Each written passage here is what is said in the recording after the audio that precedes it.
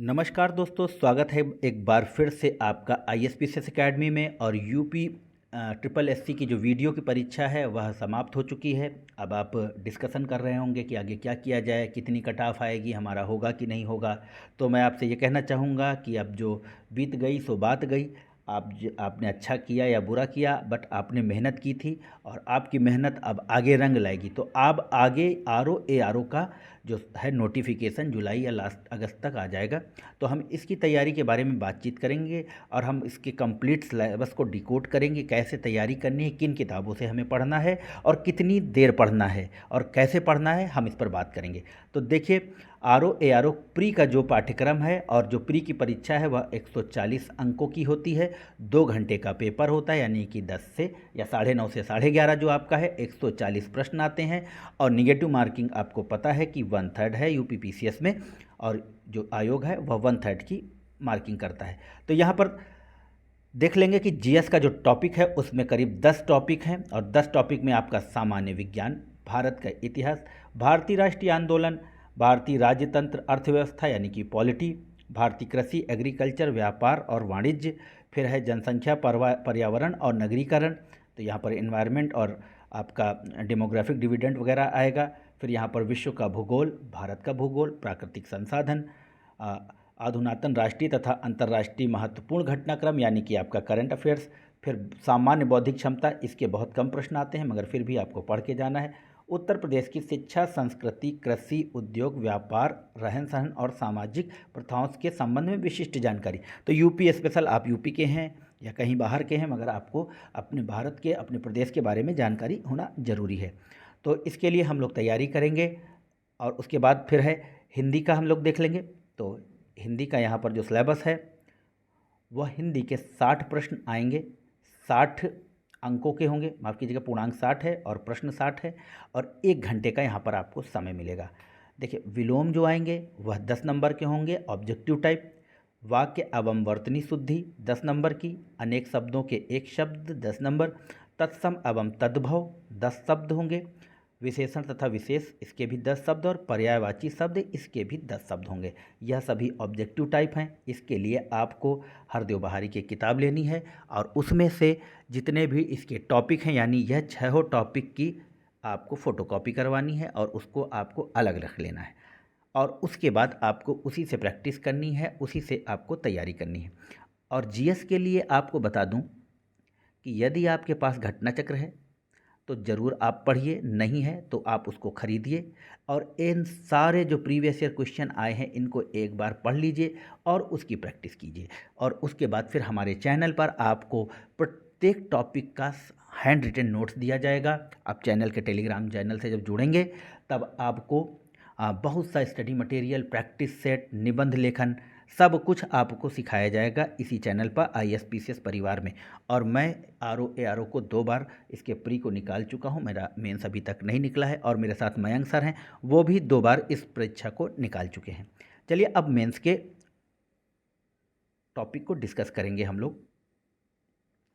तो मेंस का जो यहाँ पर टॉपिक है, देखिए, मुख्य परीक्षा का जो पाठ्यक्रम है यहाँ पर सामान्य अध्ययन का, जो कि वस्तुनिष्ठ होगा यानी कि ऑब्जेक्टिव टाइप होगा।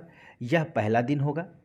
पहले दिन के प्रथम पाली में 120 के, मेंस की बात कर रहा हूँ मैं, 120 का पूर्णांक होगा और 120 इसके क्वेश्चन होंगे। फिर यह प्रथम पाली के बाद फिर दूसरी पाली शुरू होगी दोपहर में आपका। तो दोपहर में हम देख लेंगे। तो यहाँ पर दोपहर की जो पाली है यानी कि 2.5 घंटे की, यह भी 120 नंबर की है। यहाँ पर दिए हुए गद्य का शीर्षक लिखना है, सारांश लिखना है, 3 रेखांकित अंशों की व्याख्या करना है। तो यदि आप जानते हो हाई स्कूल इंटर में आपके पास हिंदी होगी, सामान्य हिंदी, तो आपने व्याख्या और सारांश और सब कुछ लिख के रखा हुआ है, बस आपको केवल रिवाइज करना है। ज्ञान आपके भीतर है, वो हम आपका निकालेंगे कि आप अपने ज्ञान को कैसे बाहर निकालते हैं। चलिए आगे बढ़ेंगे। फिर इसमें आपका दूसरा टॉपिक आएगा कि किसी दिए हुए सरकारी पत्र का सारणी रूप या सार लेखन करिए। तो यहाँ पर टैबुलर फॉर्म में आपको एक पत्र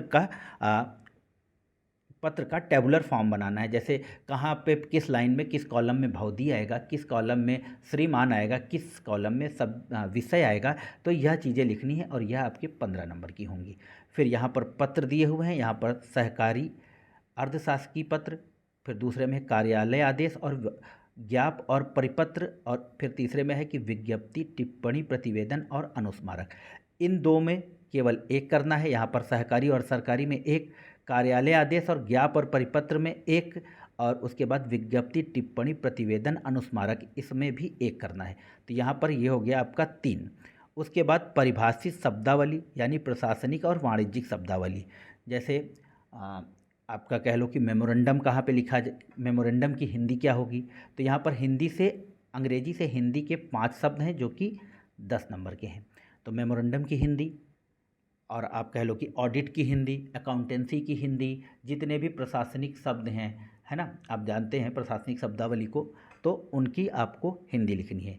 फिर इन्हीं प्रशासनिक शब्दों की हिंदी से अंग्रेजी बनानी है। जैसे मैं कहूँ कि अंकेक्षण की हिंदी क्या होगी, संवेष्टन की अंग्रेजी क्या होगी, इस तरह से।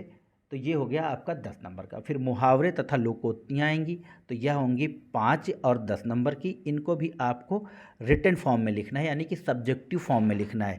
जैसे नाच ना आवे आंगन टेढ़ा लिखा होगा, तो इसके सामने आपको पूरा आपको उदाहरण दे के समझाना है। ठीक है, आगे चलेंगे। उसके बाद फिर आपका आधा घंटा का एक और प्रश्न होगा, जहाँ पर आपको सामान्य शब्द ज्ञान और व्याकरण की वस्तुनिष्ठी यानी कि सब्जेक्टिव टाइप लिखना है। यानी कि जैसे यहाँ पर विलोम है दिन, तो दिन के आगे आपको रात लिखनी है। काला है तो काला के सामने सफ़ेद लिखना है। यह 6 शब्द होंगे और 12 अंकों के होंगे। वाक्य एवं वर्तनी शुद्धि, 6 वाक्य 12 अंक। अनेक शब्दों के एक शब्द, 6 शब्द 12 अंक। तत्सम एवं तद्भव, 6 शब्द 12 अंक।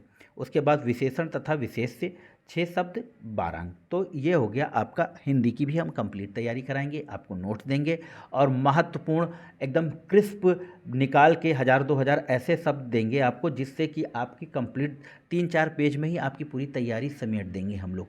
आगे बढ़ेंगे, देखेंगे अब हम लोग निबंध के बारे में। तो देखिए यहाँ पर जो निबंध है, यहाँ पर पहली बात तो 120 का पूर्णांक है, 3 घंटे हैं। 3 घंटे में आपको 3 निबंध लिखने हैं, और प्रत्येक निबंध की जो समय सीमा है वह 600 शब्द है। तो आपको इस हिसाब से प्रैक्टिस करनी है कि सारे निबंध हो जाएं आपके, तीनों के तीनों छूटे ना, क्योंकि सारा खेल निबंध का है।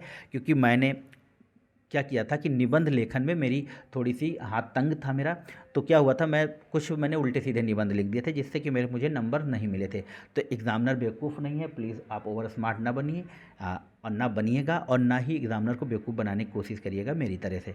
तो यहाँ पर जो पहला टॉपिक है साहित्य एवं संस्कृति, सामाजिक क्षेत्र और राजनीतिक क्षेत्र, इन तीनों में से कोई एक निबंध आपको लिखना है। और कोशिश करिएगा कि कोई अच्छा या जो टफ़ टॉपिक हो उसकी प्रैक्टिस करके जाइएगा, क्योंकि क्या होता है, एग्ज़ामिनर जो होता है वो बोर हो जाता है एक जैसे निबंध। जैसे राजनीतिक या कोई ऐसा क्षेत्र आप ले लीजिएगा जो चल रहा होगा, तो वो फिर उसमें मज़ा नहीं आती है। कोई करंट में मुद्दा चल रहा होगा तो वो लीजिए और उसके कठिन शब्दों की प्रैक्टिस करिए। हालांकि हम लोग 10 से 15 निबंधों की प्रैक्टिस आपको कराएंगे और आपका उसी में सब हो जाएगा। फिर दूसरे टॉपिक में है विज्ञान एवं पर्यावरण और प्रौद्योगिकी, आर्थिक क्षेत्र, कृषि, व्यापार और वाणिज्य। इसमें भी आपको एक निबंध लेना है और 600 शब्द में आपको लिखना है।